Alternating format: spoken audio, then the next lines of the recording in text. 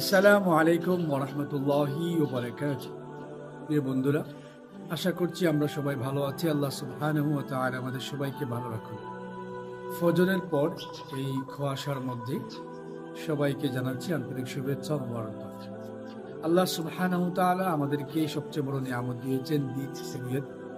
এই শরীয়তের বিধিবিধান পালনের জন্য আল্লাহ সুবহানাহু ওয়া তাআলা তার পয়গম্বরের মাধ্যমে আমাদেরকে মসজিদের ইবাদতের সুন্দর সুযোগ করে দিয়েছেন। এজন্য মসজিদের সাথে যার যত বিশেষ সম্পর্ক থাকবে, আল্লাহ সুবহানাহু ওয়া তাআলার নৈকট্য বান্দা হিসাবে সে তত বেশি অগ্রগণ্য হবে। মসজিদ ওয়ালা হওয়া অত্যন্ত সুন্দর একটি বিষয়, কিন্তু মসজিদের সাথে অন্তরের সম্পর্ক স্থাপন করা, এটা আল্লাহ তাআলা যেই 7 ধরনের মানুষকে আরো নিতে চায় দিবেন, তার মধ্যে এক ধরনের যে মসজিদের সাথে তার দিলকে লাগিয়ে রাখে। তথা আমার মসজিদে যাওয়া, মসজিদে আসা, মসজিদে সেজদা করা সবকিছু শুধুমাত্র আল্লাহর জন্য হবে। সেখানে যাওয়ার পরে কোনো বিভাজনে জড়িয়ে পড়া, সেখানে যাওয়ার পরে কোনো গুনাহে জড়িয়ে পড়া, সেটা আমার সফলতা আসবে না। এজন্য ইমানদার সে যে মসজিদে এমনভাবে যায়, এমনভাবে আসে যে শুধু তার যাওয়া আসাটা আল্লাহর জন্য হয়। সে কারোর সাথে বিভাজনে জড়ায় না, কাউকে কষ্ট দেয় না। আমরা দেখেছি বাংলাদেশের ইতিহাসে, তার সারা পৃথিবীতে বলা যায়, মসজিদে যারা খেদমত করে তাদেরকে ইমাম বলা হয়। কিন্তু বড় দুর্ভাগ্য ব্যাপার হচ্ছে, ইমামদের যে মর্যাদা ইসলাম দিয়েছে, সমাজ সেই মর্যাদা দিতে ব্যর্থ হয়েছে।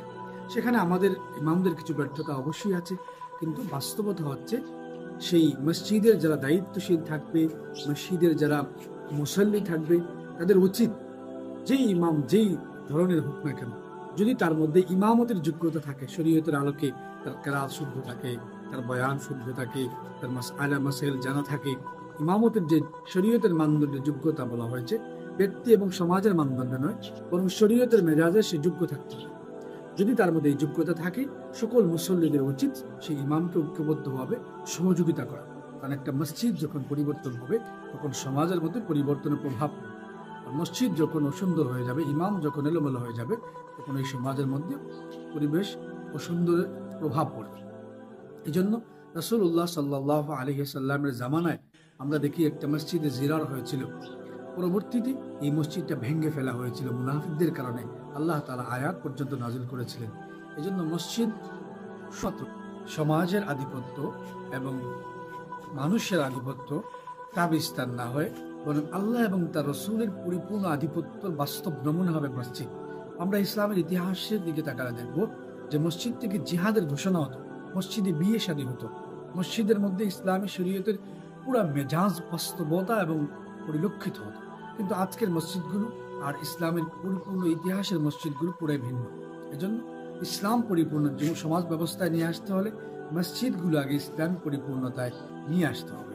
তাহলে আমার আপনার সুন্দর সমাজ বিনির্মাণ হবে, আদর্শ মানুষ তৈরি হবে, আদর্শ সমাজ বিনির্মাণ হবে, ইসলাম বিজয় হবে। প্রিয় বন্ধু, আসুন আমরা সকলেই যার যার জায়গা থেকে যে যে এলাকায় থাকি না কেন, ওই এলাকার মসজিদগুলোকে আমরা ইসলামী আদলে, ইসলামী পরিপূর্ণ আধিপত্যে আমরা নিয়ে আসি।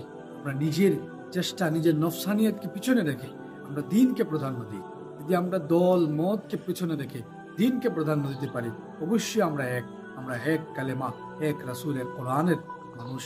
এজন্য আমরা আল্লাহ তাআলার জান্নাত পেতে পারি। এই জান্নাতের ফয়সালা দুনিয়ার আমলের মাধ্যমে হবে। আল্লাহ সুবহানাহু ওয়া তাআলা আমাদের সবাইকে পরিপূর্ণ মুসলমান হয়, যেহেতু আল্লাহ তাআলা বলেছেন সূরা আলে ইমরান 101 নম্বর আয়াত, ইয়া আইয়ুহাল্লাযিনা আমানু তাকুল্লাহা হাক্কা তুকাতিহি ওয়া লা তামুতুন্না ইল্লা ওয়া আনতুম মুসলিমুন।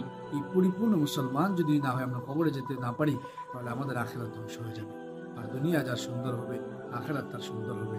আর দুনিয়ার সৌন্দর্যতা শুধুমাত্র চাহিদার প্রেক্ষিতে নয়, বরং আমলের প্রেক্ষিতে। আল্লাহ তাআলা আমলের মাধ্যমে মানুষের নির্ধারণ করবেন।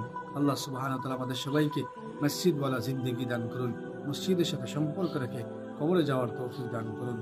আখির দাওয়ানা আলহামদুলিল্লাহি রাব্বিল আলামিন। আসসালামু আলাইকুম ওয়া রাহমাতুল্লাহি ওয়া বারাকাতুহু।